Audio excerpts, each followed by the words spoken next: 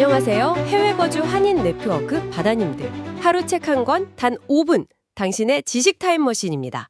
오늘은 왜 어떤 사회는 다른 사회보다 훨씬 더 많은 부와 힘을 갖게 되었을까? 이 거대한 질문을 좀 파고들어 보려고 합니다. 그 제레드 다이아몬드의 유명한 책 있죠? 총균쇠. 그 핵심을 통해 답을 찾아볼 텐데요.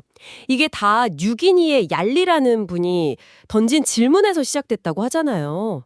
아니, 당신의 백인들은 왜 이렇게 많은 물건들을 발전시켜 여기까지 가져왔는데 우리 흑인들은 우리만한 화물이 거의 없나요? 정말 근본적인 질문이에요. 그렇죠. 다이아몬드는 바로 이 질문에 답을 하면서 보통 생각하는 인종적 차이 아니면 지능의 우월성 이런 설명은 단호하게 배격합니다. 핵심 주장은 아주 명확해요. 문명 간의 격차는 인종 때문이 아니라 순전히 그 각 지역이 처한 환경과 지리적 조건의 차이 때문이다. 그러니까 어떻게 보면 운이라는 거죠. 와, 운이라고요? 어떤 민족이 특별히 더 뛰어나서가 아니라 그냥 그 시작 환경 자체가 달랐다는 거군요. 그럼 구체적으로 어떤 환경 요인이 그렇게 결정적이었을까요? 가장 중요한 출발점은 역시 농업입니다. 농업의 시작 여부요. 안정적으로 식량을 생산할 수 있게 되니까 자연히 인구가 늘고 또 먹고 남는 잉여 식량이 생기잖아요. 네네. 바로 이게 기술 발전이나 복잡한 사회 구조, 문자 같은 다른 문명 요소들을 발전시키는 그 토대가 된 거죠.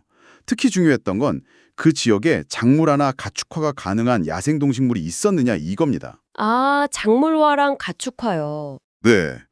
유라시아 대륙에는 밀, 벼처럼 작물화하기 좋은 식물이 많았고요. 결정적으로 소, 말, 돼지, 양 같은 거 있잖아요. 이런 가축화에 성공한 대형 포유류 14종 대부분이 거기 집중되어 있었어요. 이건 정말 엄청난 행운이었죠. 아, 다른 대륙에는 그런 가축화 후보 동물이 거의 없었다는 말씀이시군요. 가축화라는 게 생각보다 되게 어려운가 봐요. 네, 맞아요. 아메리카나 아프리카, 호주 같은 곳에는 가축화할 만한 대형 동물이 정말 극히 드물었습니다. 여기서 이제 안나 카레니나 법칙이라는 게 나오는데요. 안나 카레니나요? 소설 이름 아닌가요? 네, 맞아요. 그 톨스토이 소설 첫 문장처럼요. 행복한 가정은 모두 비슷하지만 불행한 가정은 저마다의 이유로 불행하다. 즉, 가축화에 성공하려면 온순한 성격, 빠른 성장 속도, 또 집단 사육 가능성, 이런 여러 까다로운 조건들을 전부 만족해야 하지만 실패는 그냥 단 하나의 조건만 어긋나도 가능하다는 뜻이에요. 와, 그렇군요. 근데 유라시아에는 운 좋게도 이 모든 조건을 만족하는 후보가 많았던 거고요. 아, 모든 조건을 다 만족해야 성공하고 하나라도 부족하면 바로 실패라니 정말 까다로운 기준이었네요. 그런데 아까 지리적 요인도 중요하다고 하셨죠? 맞습니다. 유라시아 대륙의 형태가 아주 결정적인 역할을 했어요. 그 대륙이 동서로 길게 뻗어 있잖아요. 네, 그렇죠. 비슷한 위도대는 기후가 유사하니까 한 지역에서 성공한 작물이나 가축, 기술, 심지어는 문자나 정치 체제 같은 것까지도 아주 빠르게 넓은 지역으로 퍼져나갈 수 있었죠. 아, 교류나 확산이 쉬웠군요. 네. 반면에 아메리카나 아프리카 대륙은 주로 남북으로 길게 뻗어 있단 말이죠. 아, 길쭉하게요. 그렇죠. 위도에 따라 기후대가 크게 달라지고 또 사막이나 정글 같은 지리적 장벽도 많아서 문명의 요소들이 퍼지는 속도가 훨씬 느렸어요.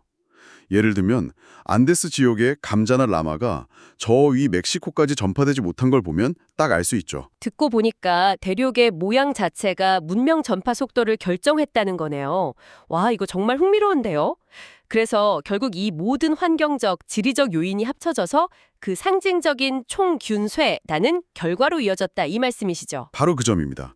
농업이 발달하니까 잉여 생산물이 생기고 이걸로 전문가 집단도 먹여 살리고 기술 발전, 즉 총과 쇠로 대표되는 무기나 도구가 발전하게 되죠. 그리고 또 하나, 가축과 함께 살면서 유라시아인들은 동물에게서 옮는 다양한 질병, 그러니까 균에 개성 도출됐잖아요. 네, 그렇죠. 그러면서 오랜 시간에 걸쳐서 면역력을 키울 수 있었던 거예요. 아, 면역력. 네. 이게 신대륙 정복 시기에 정말 엄청난 영향을 미칩니다.